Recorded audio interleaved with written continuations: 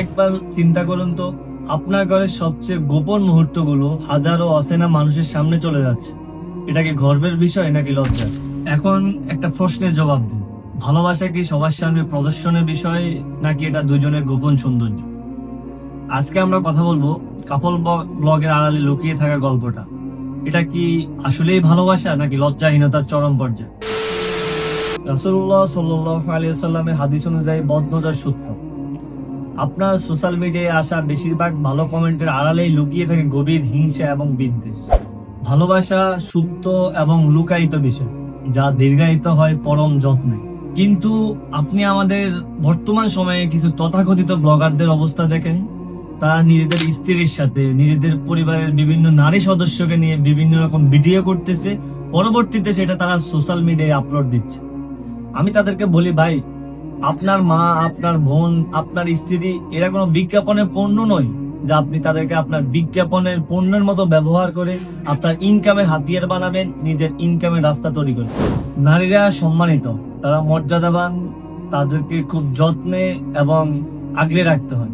কিন্তু আপনি তাদেরকে বিজ্ঞাপনের পণ্য হিসাবে প্রদর্শন করে তাদের সম্মান, তাদের ইজ্জত, তাদের গায়রবকে আপনি লুটে ফেললেন। আমরা মুসলমান, ইসলাম আমাদেরকে শিখিয়েছে ভালোবাসা প্রদর্শনের বিষয় নয়, বরং এটা অন্তরে লালন করার বিষয়। স্বামী স্ত্রীর এই সম্পর্ক সবচেয়ে মর্যাদাবান এবং গোপনীয় একটা সম্পর্ক।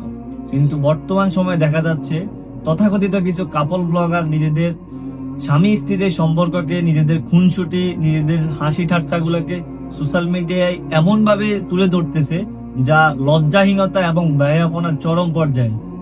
এইসব বিষয়গুলোর কারণে মানুষ হারিয়ে ফেলতেছে নিজেদের চক্ষু লজ্জা। ধীরে ধীরে তৈরি হতেছে অসুস্থ একটা জেনারেশন, এবং পুরুষ হারিয়ে ফেলতেছে তাদের গায়রত, ইজ্জত, আত্মসম্মান এবং ব্যক্তিত্ববোধ। নারী হারিয়ে ফেলতেছে তাদের সবচেয়ে দামি লজ্জা, যেটা ছিল নারীর ভূষণ। কেউ বলে এটাকে ভালোবাসা, কেউ বলে লজ্জাহীনতা, তবে আমার কাছে এটা অসভ্যতামি এবং নোংরামির সর্বোচ্চ লেভেল। যে এই স্বামীগুলো কাপল ব্লগিং এর মাধ্যমে নিজেদের গোপন মুহূর্তগুলোকে তুলে ধরে, তাদের গায়রত, আত্মসম্মান এবং ব্যক্তিত্ববোধের জানাজা অলরেডি হয়ে গেছে। এখন শুধুমাত্র কবরস্থ করা বাকি, সেটাও খুব দ্রুত হয়ে যাবে ইনশাআল্লাহ। এই গায়রথিং পুরুষগুলো সমাজের জন্য খুবই ভয়ঙ্কর, খুবই ভয়ঙ্কর। আপনি যদি ভালো করে খেয়াল করেন, দেখবেন এই মানুষগুলোর মধ্যে ডিভোর্সের সংখ্যা দিন দিন বাড়ছে। আর বাড়াটা কি স্বাভাবিক নয়? কারণ আমি শুরুতেই বলে দিয়েছি, বদনজর চিরন্তন সত্য। আপনাদের সম্পর্ক এবং ভালোবাসা যদি হয় আল্লাহর জন্য, তাহলে সেখানে থাকবে সম্মান এবং পবিত্রতা। কিন্তু ভালোবাসা এবং সম্পর্ক যদি হয় লোক দেখানোর জন্য, তাহলে সেখানে থাকে না কোনো সম্মান এবং হারিয়ে যায় সম্পর্কের গোপনীয়তা এবং লজ্জাহীনতা।